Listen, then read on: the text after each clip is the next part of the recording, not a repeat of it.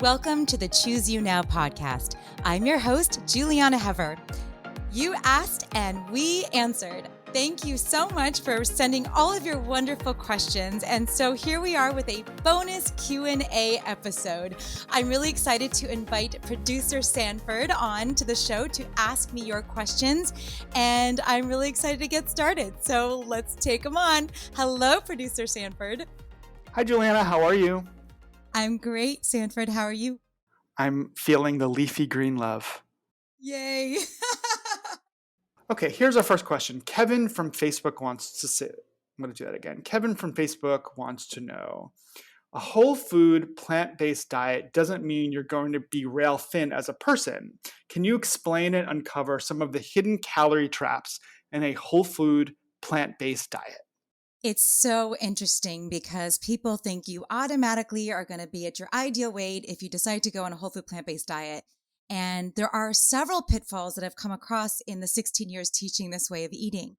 There's like a lot of gray area between weight and diet and all of that. And it really depends on what you're eating, how much you're eating, and how frequently you're eating. So I run a weight loss support group. I do a lot of weight loss with my clients. And so I have a lot of people that have been eating a whole food plant-based diet and can't figure out why they can't get to their goal weight if their goal is indeed to lose weight.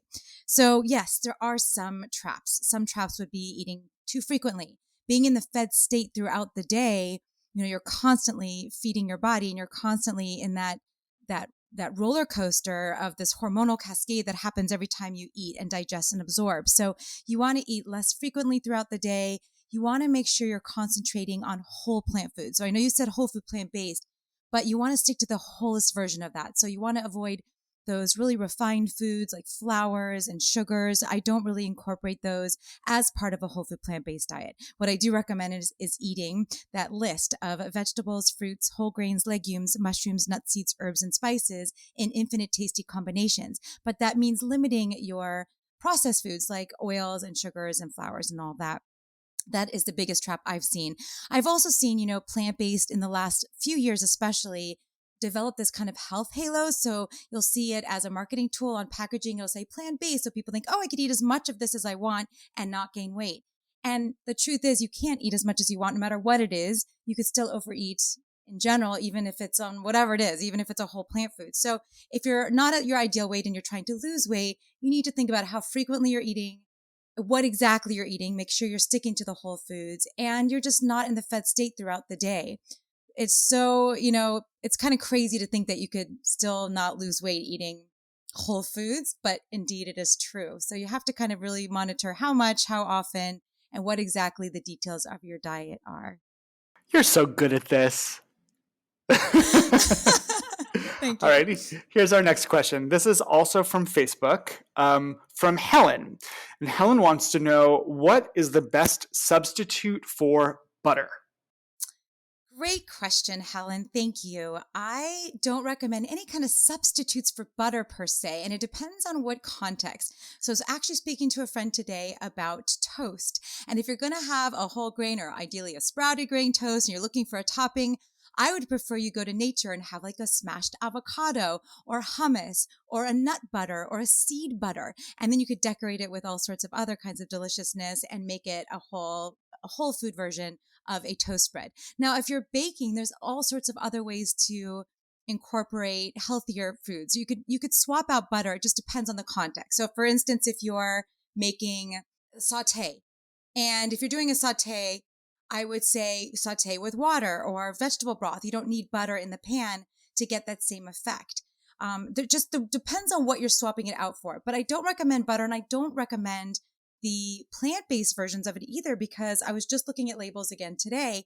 There's still a lot of saturated fat in a lot of these products. So you're much better off not having any of that and going towards the whole foods instead. Juliana, what about like olive oil? Because a lot of people use olive oil as a substitute for butter. What do you think about that? So on my plan, a whole food plant-based diet does not really include oils. And that's what my book, The Vegetarian Diet, is about, is that, olive oil is not bad for you, but it's definitely not necessary. And oil is pure fat. It is 100% fat, and it's basically extracted out all of the fiber, most of the nutrients, and you're left with pure fat, which is shockingly 1 cup of oil, no matter what oil, is about 2,000 calories.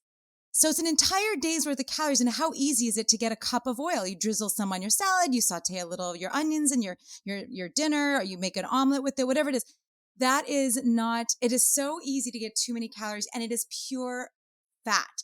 So I do all of my cooking, all of my recipes are oil free, and you don't need oil. In fact, you won't even miss the oil, and you could save hundreds or thousands of calories a day, and definitely in a week. So most people come to me to lose weight.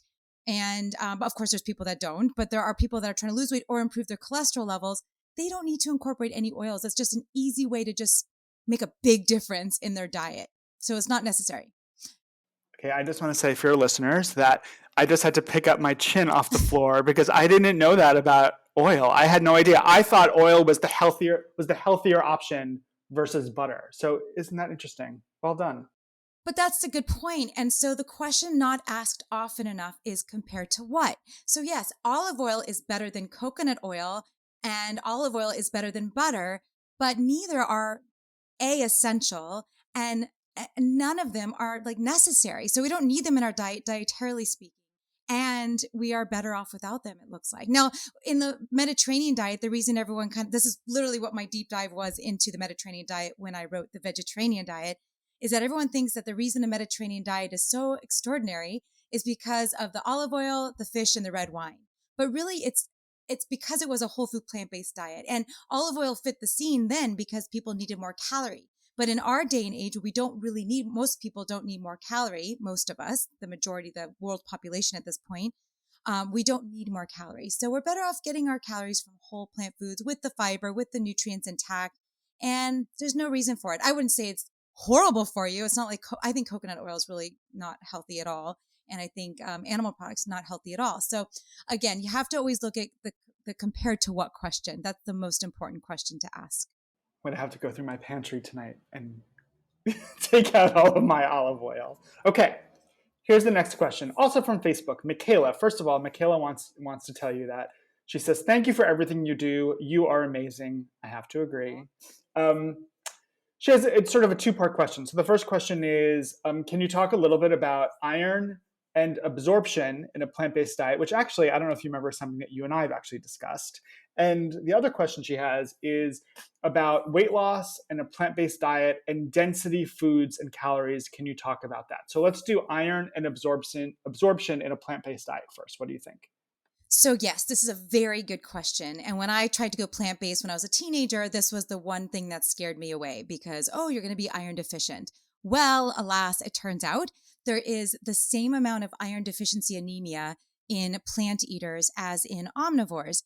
And this all goes down to the point of just because something is good doesn't mean more is better. So there's two types of iron. There's heme iron, which is found in animal products, and there's non-heme iron, which is found in plant foods. Now, heme iron is indeed better absorbed than non-heme iron. However, just because it's better doesn't mean it's actually better in the body, because what happens is it's absorbed so well and it happens to have a pro-oxidative element, and it basically causes inflammation, causes the disease process to take place. So we don't want to have this heavy hit of iron, and it's actually better to get your iron from plant sources. That said, there are issues that take place in plant foods like phytates and tannic acid found in tea, calcium found in fiber and polyphenols, stuff like that, these different compounds that can get in the way of iron absorption. So because of that, on a plant-based diet, we do need to be mindful of getting enough iron. So the recommendations for the RDA is to get about 1.8 times the RDA. I don't recommend anyone really counts things. I instead like to make sure people are incorporating their leafy greens. That's why we talk about leafy green love. We want to make sure you're getting legumes. We want to make sure you're getting your nuts and seeds. The other kind of cool hack, if you will, is combining your iron-rich foods with vitamin C-rich foods, because that helps improve absorption. So that looks like if you're going to have, your beans and rice, have some, and have, where you're getting your iron. So you're going to have some salsa with some tomatoes. So you're getting your vitamin C, and that's going to help absorb the the iron in the beans. Or for instance, if you're going to have a salad, a big leafy green salad with some beans, put some lemon juice or some vinegar on top so you help absorb the iron. So it's kind of a sort of food combining, if you will, where you're including vitamin C rich foods like tomatoes and bell peppers and strawberries and all fruits, and your iron rich foods, which again are leafy greens and legumes. So legumes, of course, are all beans and lentils and peas, and hummus should be a food group, and tempeh and tofu or soy foods. Those are great sources. Also, other excellent sources of iron include quinoa, brown rice, tahini, pumpkin seeds, sunflower seeds, blackstrap molasses, and dried fruits like raisins, prunes, and apricots. So if you do that together. And the last tip would be to avoid having your iron-rich foods like with coffee or tea. So you want to separate your coffee and tea from your meals to help enhance absorption or just to help avoid getting in the way of absorption. And what about a weight loss and a plant-based diet regarding density? What would you say to Michaela about that? So yes. So basically, you can eat a whole food plant-based diet and you can think about calorie density. Now with my clients, I don't count calories. I don't have anyone count anything. We don't talk about macros. We don't talk about calories because it really doesn't matter. It's just about getting a nice variety of these whole plant foods. However, if you look at the different foods, vegetables and fruits are the lowest calorie density foods. So you could eat as much as you want, and mushrooms, you could eat all of that. You're getting so much nutritional bang for your caloric buck. It's just tons of nutrition, very few calorie. But then you go down the spectrum and whole grains have more calorie density, fewer unique nutrients. You go to, legumes, they have lots of nutrition, but also some more calories. And then you go to nuts and seeds. So just not the calories themselves, but I do recommend what the recommendations are 1 to 2 ounces or 30 to 40 grams of nuts and seeds a day. So a quarter cup, half a cup a day. That's where you should get your essential fats from. Those are the most concentrated calorie foods on a plant-based diet because we're eliminating oil by what we just discussed before. That wouldn't be a whole food anyway. So eating a variety, if you look at my 6 daily threes, which you could find on my website and in my books, plantbaseddietitian.com, I have the 6 daily threes kind of everywhere. It just prioritizes food. So 1 to 2 ounces of nuts and seeds a day are included, but you don't want to overdo it on the nuts and seeds.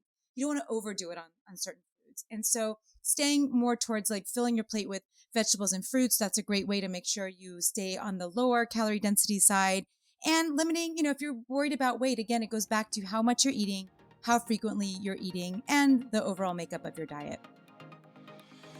Today, I'm excited to share this wonderful company called Organifi. Organifi is a line of organic superfood blends that offer plant-based nutrition with high-quality ingredients. What I especially love about Organifi is how in alignment they are with the concept of Choose You Now, as their mission is to unite the world through health and happiness by providing access to high-quality nutrition, education, and community. Choosing You Now begins with how you nourish and feed yourself. You are, quite literally, what you eat. One of the most intimate relationships you have with the outside world is through your food. You take it in every day, often multiple times a day, and this food gets broken down and transformed by our bodies as it evolves and morphs into our future cellular matter. And of course, diet is the number one most powerful influence we have on our health. And you get to choose You Now in each bite, again and again and again.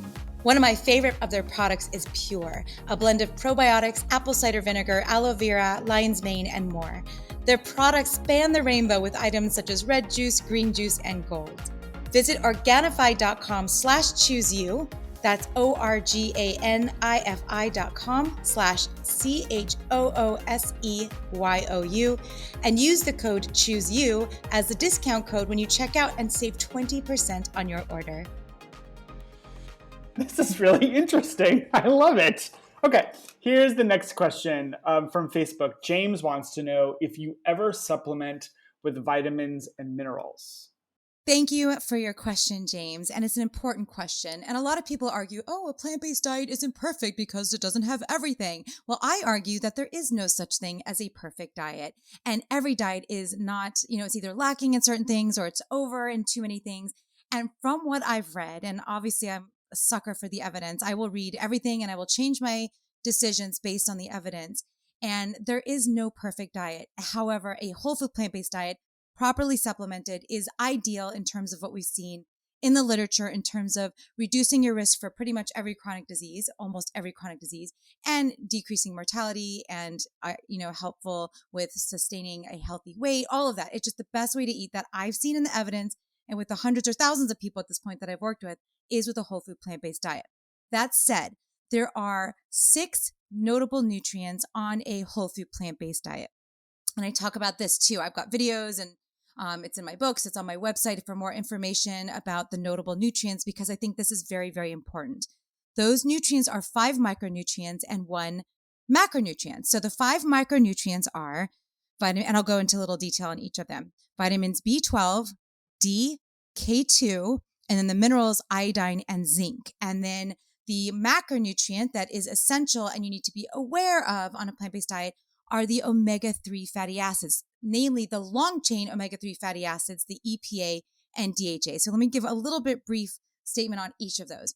Vitamin B12 is a water-soluble nutrient. It is an essential vitamin, and it is very hard to get in the diet when you're not eating animal products in our new day and age where we basically wash all of our produce. We don't drink from streams and lakes. We basically are sanitizing our food, and B12 is made by microorganisms found in the soil. So we wash away the soil and therefore it's hard for us to get. So we do need to have it. It is something that if you don't take in, you are at risk for potentially irreversible neurological damage. And so it is very easy, very safe, very cheap to supplement with B12. And I recommend, I go by the science. I have this published in my journal or my books, the dosing schedule, but you could look at my website about this so you can remember the numbers. But you want to use cyanocobalamin as a form of B12. You want to do it, you could either do 50 micrograms twice a day if you like to take lots of pills, or you could do 150 micrograms once a day, or you could just do once a week, 2,500 micrograms of B12. The good thing about B12 is it's water soluble, so you don't have to worry about taking too much. It's really hard to do too much. Not that I'm asking you to try that at home, don't play with that. But we haven't seen that really in the literature. It's a nice, safe, water soluble nutrient. If you take too much, it will be excreted out. It is a picky one, and that's why there's that kind of picky dosing schedule because of all these other factors like intrinsic factor and absorption. So just like the most finicky vitamin. And you just kind of have to be mindful of that. The other vitamin is vitamin D. And interestingly, this is not unique to a plant-based diet. It is something we're seeing around the globe where a lot of people are having D deficiency. And so there's questions about why. A lot of us don't go outdoors. We wear a lot of sunscreen because we're afraid of skin cancer. We have, there's excess fat on the majority of the population at this point in the US and a big growing proportion of the population around the world, and excess fat inhibits absorption of vitamin D. There's just different factors that come into play with vitamin D absorption. We're supposed to get our vitamin D from the sun. The sun absorbs the UVB rays, absorb into our skin. It gets processed via the liver and kidneys and becomes active. And it just seems like there's all these complications along the way so that people all around the world are seemingly having problems with having adequate levels of vitamin D. Because it's a fat-soluble nutrient, I don't blindly recommend supplementing to my clients. I have my clients going and getting tested for their D levels because it is fat-soluble, so you can't have too much. You don't want to over-supplement on D. So it is something to be mindful of. I have my clients just test at their regular blood work just to know what their vitamin D levels are and then supplement accordingly if necessary. Vitamin K2 is, we may need K2. It's a different form of K. We get plenty of K1 on a plant-based diet because that's where you get your leafy greens. That's why we have our leafy green love. We want to make sure you're getting lots of your vitamin K1. But it turns out that we may also need to consider K2, which is a form called menaquinone. And unless you're eating something this like natto, this Japanese fermented soybean product, which is kind of hard to find, and I don't actually enjoy it, and it's hard to find. It's hard to get K2 on a plant-based diet. Do we need it? Potentially, maybe. That's a precarious question mark, honestly. And then iodine is an interesting question because the reason they iodize salt is because there was all these problems with people getting enough iodine. It's something that shows up in different soils around the world. How close are you to the ocean, and how good a quality is the soil where you're getting your produce? And unless you're eating seafood, it's not so clear cut about getting enough iodine. Adults need about 150 micrograms a day. So if you're not doing salt, which a lot of people aren't doing these days, we're not doing the iodized salt. We're doing either avoiding salt because people have issues with their blood pressure or they're salt sensitive, Or a lot of people nowadays are doing fancy salts like Himalayan pink salt or black lava salt or whatever, all these different salts that are not iodized. So salt and iodine have become an issue of late, and it's really interesting. We're seeing kind of a lot of more thyroid issues and things that are associated with iodine. So just be mindful that you are getting some iodine in some form. And then zinc. Zinc you can get on a plant-based diet from your leafy greens and legumes and nuts and seeds again. However, there are certain things that compounds in plant foods that bind and make it a little bit more challenging. So just be aware that you're getting your 6 daily threes and be aware of getting your zinc. And if you're concerned about it, you may consider supplementing that as well. And then finally, back to the one macronutrient that I want you to be aware of, and that is are the 2 long chain omega-3 fatty acids, the DHA, docosahexaenoic acid, and EPA, eicosapentaenoic acid. On a plant-based diet, we are taking an alpha-linolenic acid, ALA, which is what we can get from flax seeds, chia seeds, hemp seeds, walnuts, soy foods, and our body elongates them into EPA and then further elongates them into DHA. Now, when you eat the fish, that's where most people get these long chain fatty acids from, which are essential in our diet. We need the ALA, the EPA, and the DHA for different reasons in our body. When you eat the fish, they've already converted it themselves. But when you're skipping the middle fish, we have to do the conversion ourselves. And so what we found is that people on a plant-based diet don't have the same levels of EPA and DHA as do omnivores or fish eaters. So does it matter? We don't really know, because we tend to have, the people on a plant-based diet tend to have a lower risk for cardiovascular disease and Alzheimer's. So maybe it doesn't matter, but a lot of us are actually deciding to supplement with the long chain, a microalgae formula of EPA and DHA. So those are the nutrients that I consider notable and what I supplement on a plant-based diet. Interesting. You mentioned blood work earlier, which is interesting because our next question is from Carol from Instagram. And Carol wants to know, should people eating a whole food plant-based diet, I'm going to do that again, guys. This is so not my thing. I'm so sorry. Here we go. Carol on Instagram wants to know, should people eating a whole food plant-based diet get blood work more frequently to catch any deficiencies? What do you think? I suggest everyone get annual blood work. And it's important. If you have nothing wrong and you're healthy, hopefully you just get annual blood work just to know what's going on. And you want to know, it's good to know if you feel good and you've got those kind of parameters that you could look at just on a day-to-day basis. But it's really good to check in and know what's going on the inside. And in terms of deficiencies, yes, I do have people check for things like, B12. I'll have them check their methylmalonic acid. I'll have them check for, I also want to see lipid panels. I want to see the standard work that doctors will want to see as well.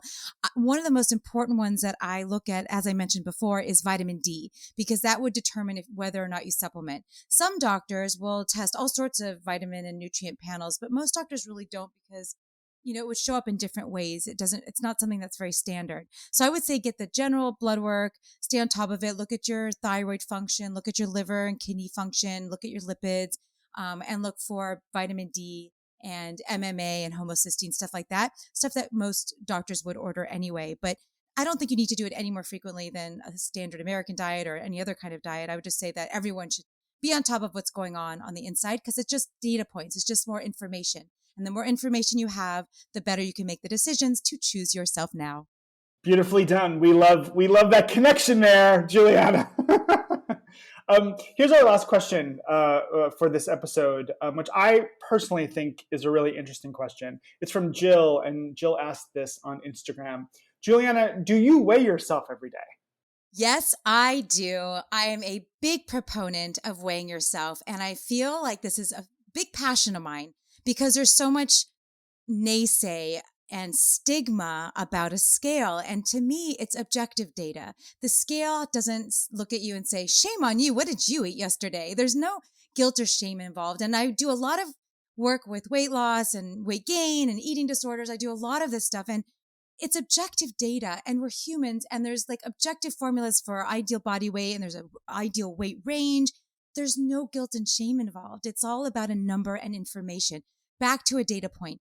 The more you know, the more empowered you are, and the more in control you are of the situation. If you just kind of deny it and not look at the scale because you don't want to have any judgments on yourself or feel guilty or feel bad, then you're just denying yourself information.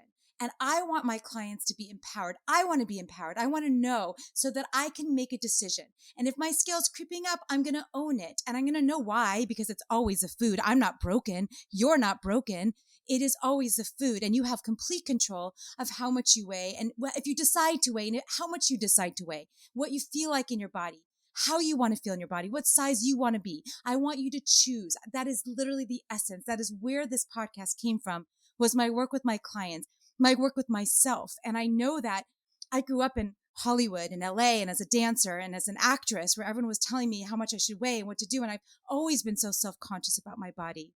It's why I'm writing the Choose You Now diet. It's why I'm doing this podcast, is that I want to feel comfortable in my skin. I don't want anyone to tell me what I should look like or how I should be, because this is my choice. And I've taken that choice back. And I want my clients to do the same. I want you to choose you now. I want you to decide what's good for you. There are objective numbers. This is why I am against the whole, denying the associations between excess weight. There are clear associations between excess weight and underweight and health health implications. So ultimately, yes, I get on the scale. I recommend you get on the scale. I recommend that you choose you now. Choose you now. It's just information, and there's nothing wrong or bad or good or indifferent about this information. It's just a number. Hey, Juliana, there's one more question from Sanford from the Choose You Now podcast. And Sanford wants to know if someone wants to dip their toe in a whole food plant-based diet, like what is something Sanford, whoever this Sanford is, could do just to dip their toe and just try it out and see if it's for them? Well, mystery producer Sanford, I would tell mystery producer Sanford that this should be fun. And honestly, I love food, and I feel like, why not try something new and just think about all the positives? What can you add into your life? Not what you're taking away. Don't worry about I'm never going to have XYZ ever again. No, I'm going to try caviar lentils because I've never tried those before. I'm going to try this new cream of mushroom cauliflower rice recipe that Juliana's always obsessing about because it sounds good to me. Make it fun, make it delicious, and choose you now. If you don't love it, don't do it. If you love it, own it, enjoy it, and take note and add it to your repertoire. Thank you so much for all of your wonderful questions and comments. Please keep them coming. I'm so excited, and maybe we'll have another bonus Q&A session coming up in the near future. If you are inspired and enjoy the Choose You Now podcast, please subscribe to the show, rate and review us on iTunes, and send us an email with questions and comments at chooseyounowpodcast@gmail.com. For nutrition services and more information, visit me at plantbaseddietitian.com. I invite you to choose yourself now, and I'm signing off with lots of leafy green love.